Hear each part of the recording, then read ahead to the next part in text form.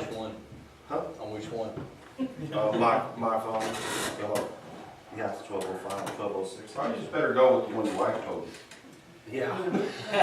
Somebody's sitting in your car out there. Yeah.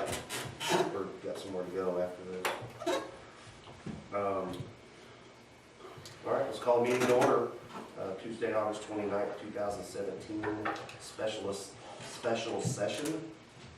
And I will entertain approval of the agenda. Motion and a second. Any further discussion? All those in favor? Aye. Any opposed? Okay, let me read the spiel we have for the tax rate hearing. The purpose of the special meeting is to conduct a public hearing in which citizens may be heard on the property tax rates proposed to be set by the Sikeston R6 School District, and for the board to consider the tax rate levy for the 2017-2018 school year. The notice of hearing has been published as provided by law. I am recommending to the Board of Education that the board, by motion, move to conduct a public hearing as required by the notice of hearing. So we need a motion to conduct the tax rate hearing. Make a motion. Second. Okay, motion and a second. Any further discussion? All in favor? Aye. Any opposed? Okay, the first item is a consideration of tax rate levy for the 2017-2018 school year. For clarification for minutes, can we have the first and the second on to go into the meeting? We got the last motion. We got the last one. The agenda, to approve the Rebecca agenda. and Aaron. Aaron second? Yes, Okay. yes. Thank you. We posted a notice of hearing as required by statute. It ran in the Standard Democrat on Friday, August the 18th. It also was posted here at the board office in our normal posting place, and it has been on the website. So we covered all criteria of the statute. What was posted, and we'll go through the calculations from the state auditor's office, but was a proposed general fund rate of 3.0298. That is a decrease of just a fraction of a cent from the prior year. Proposed for the teacher's fund is 0.62. That rate remains the same every year. And then the debt service fund was set at 0.21, which was what we had agreed to when we went out for bond issue in April, that proposed bond would be a no tax increase, and the 21 cents should fund the payments based on the assessed valuation projections by Piper Jaffray for the length of the bond. So a total tax rate of 3.8598. That compares to a total rate of the prior year of 3.8613. So again, just fractions of a cent on operating.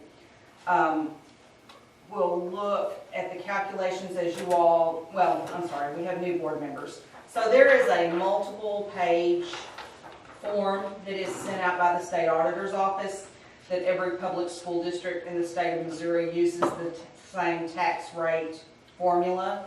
It takes into consideration the prior year tax rate ceiling, and then it computes a current tax rate ceiling. Ours this year was the 3.6498, and that's your Fund 1 and Fund 2 added together. You have an opportunity as a Board of Education to do a voluntary rollback to set a lower tax rate than what was calculated, but in our circumstances where we're not receiving full state funding and some of our federal funds have been cut, that would not be the recommendation of the administration. So our recommendation is to set that at the total 3.6498. You also go through a calculation on the state auditor report where you look at your assessed valuation in your counties, and you look at the prior year assessed valuation, whether there's new construction, whether you have new construction that's in a tax increment financing zone, which means that you won't collect taxes on that for a certain amount of period. And when you look at, you put all of that in, you look at your current debt service balance, you look at your payments for the next calendar year and 2 calendar years out, and that's how they calculate what your debt service levy should be. Ours calculated this year based on the information to put in. We could set a debt service rate levy as high as 0.3144. And the reason for that is is because this is a new bond issue and they're looking at 20 years out. And so the state auditor's office allows you to collect more on the front end than you do on the back end, should you not have good balances and be able to fund that. So the administration, so you could set it as high as 0.3144, but we have done the calculations and we had a moderate amount of growth this year, and there's nothing to lead us to believe that assessed valuation won't hold going forward. So the administration's recommendation is that you roll that back the dime to the 0.21, because that will be sufficient. I've done the numbers, state auditor has looked at the projections, and Piper Jaffray has reaffirmed everything. So we're good setting it at 0.21 cents.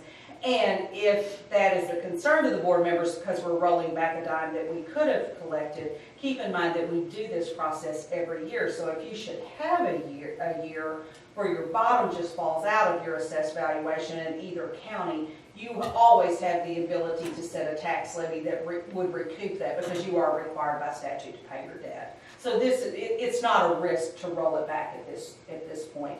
And it's also not unusual for the state auditor's form to set a higher rate on the front end in case you need to collect it. So we went through all the projections. This has been approved by the state auditor's office. We have met our criteria for noticing the public of what it would be at.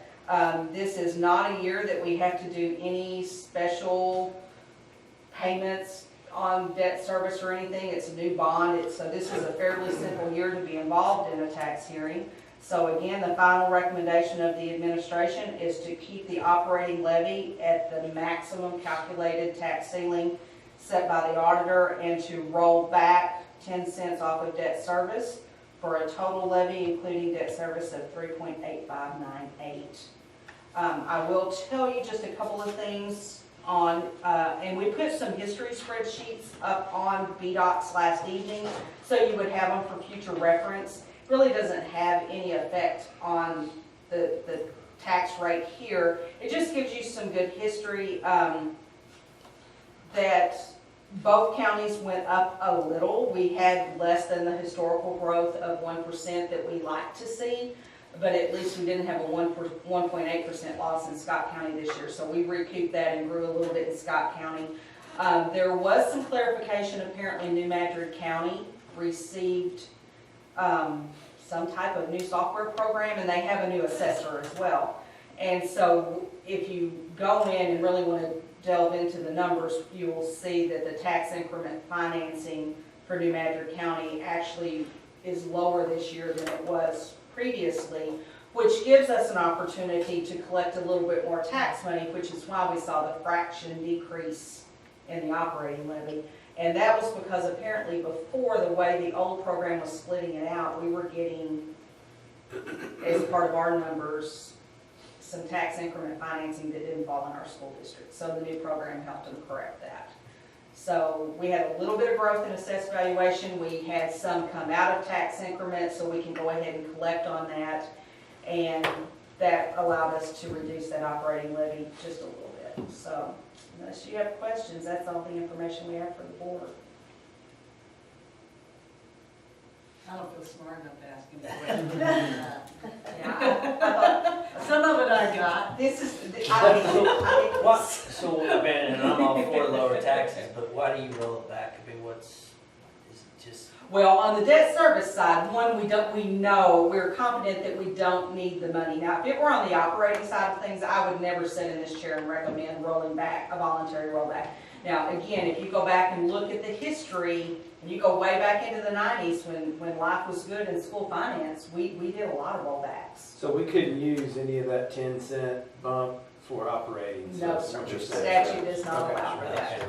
So by rolling back the 10 cents on the debt service, we're funding our payments, and we know we can fund going into the third year, so there's no risk there, and we keep our word as administration and Board of Education. Yeah. that it was a no tax That's just what I was gonna say. Yeah. Andy said there was 21 cents, we're leaving it at that. Yeah, keep in mind, if your assessed valuation were to bottom out somewhere in the future, you always have the authority as a board to set that debt service rate higher to pay your debt, but our estimates for the 21 cents to fund the 8 million was very nominal growth.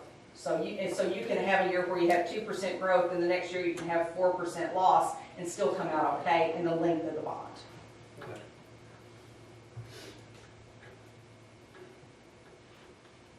So we need a motion to I approve make a as recommendation. I opposed, make a as motion that we proposed. accept the superintendent's recommendation for keeping the, We're setting the levy at Yes. whatever it is. setting the levy or however. Yeah, you're setting a levy at 3.8598. I'll second it. Okay, motion and a second, any further discussion? All those in favor? Aye. Any opposed? All right, Next I item. will file these forms with the county this afternoon or in the morning if you will sign I them. just sign them, okay? And while you're signing, we'll go into the next little bit here. Request permission to schedule executive session to discuss personnel matters immediately following this meeting. I'm good with the recommendation. Thank you, sir. Second. Who seconded that? Roll call. Yes, we need a roll call. Want me to do it? Yes, sir, go right ahead. Mr. Reed? Yes. Yes. AD? It was included. Chad, Rebecca? I'm sorry, I'm not as, I'm not as formal, Kyle. Shannon, did you get that? Yes. Okay. Me, yes. Yes. Shannon's got the minutes, so.